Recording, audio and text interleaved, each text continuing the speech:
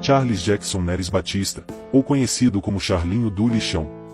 Filho do lendário Charles do Lixão, que é respeitado no Comando Vermelho. Aos 19 anos se tornou chefão em Duque de Caxias, e causou bagunça na Baixada até os 24 anos. No vídeo de hoje contaremos a história do Charlinho do Lixão, que teve uma história conturbada na sua facção, e que tocava o terror em Duque de Caxias, na Baixada Fluminense. Querem mais histórias dos principais chefões do Rio de Janeiro? Escreva, eu quero, nos comentários. Assim saberemos que vocês estão gostando do trabalho, e continuaremos a postar mais histórias todos os dias.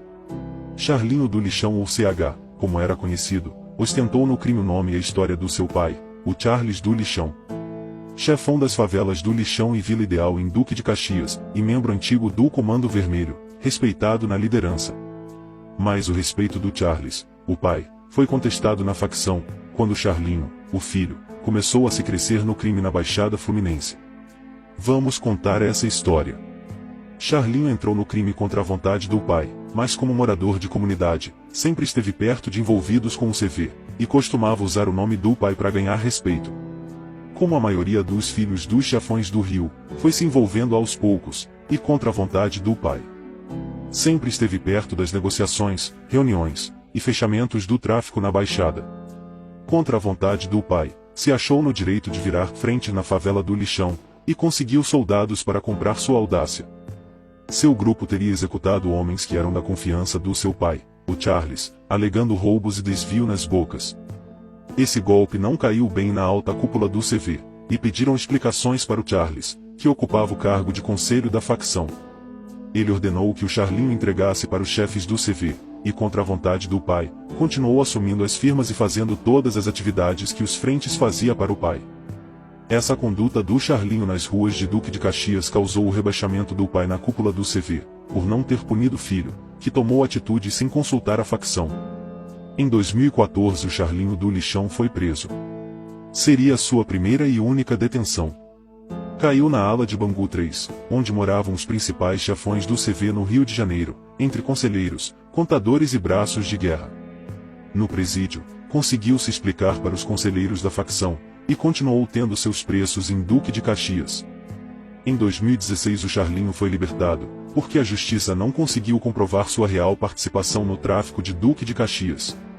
Mas nas ruas, e dessa vez com mais apoio no CV, colocou em prática seu reinado nas favelas do Lixão e Vila Ideal. Charlinho abastecia as comunidades com cocaína, autorizava assaltos a cargas, carros e motos, e sempre agindo contra qualquer conselho e vontade do pai. Mantinha em dia o caixinha do CV, que seria o marrateio de todas as favelas filiadas, e mantinha os pagamentos para os comparsas presos.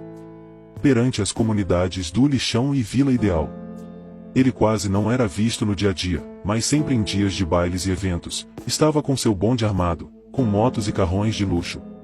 Gostava de ostentar grossos cordões de ouros, anéis de ouro e até os dentes eram de ouro. Moradores achavam Charlinho do Lixão um bandido arrogante, e que levava nas costas o nome e o respeito do seu pai, preso em presídio federal no Paraná.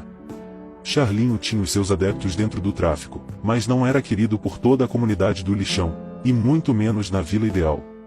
Em 2017, foi acusado de ter participado de um tiroteio que ocasionou a morte de um bebê, que ainda estava na barriga da sua mãe.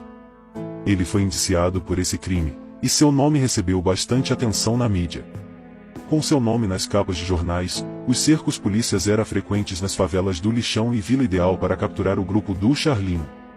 Ao invés de fugir, ele gostava de atirar contra os policiais e arrumar confronto a todo custo, desagradando grande parte da cúpula da Vila Ideal. A ideologia de enfrentamento a todo custo desagradou os soldados da Vila Ideal na época, porque eles estavam ali para pegar o Charlinho, e quem sofria era a cúpula da Vila Ideal. Os soldados da Vila Ideal pediram uma reunião com a cúpula do Cave, e queriam alguém cria e de frente na comunidade. Com muita negociação e pressão, o Charlinho foi retirado do posto de frente do Lixão e Vila Ideal, e o posto foi passado por homens que eram da época do Charles, e nas ruas, os gerentes deles que ficaram de frente. Mas o Charlinho não saiu de mão abanando.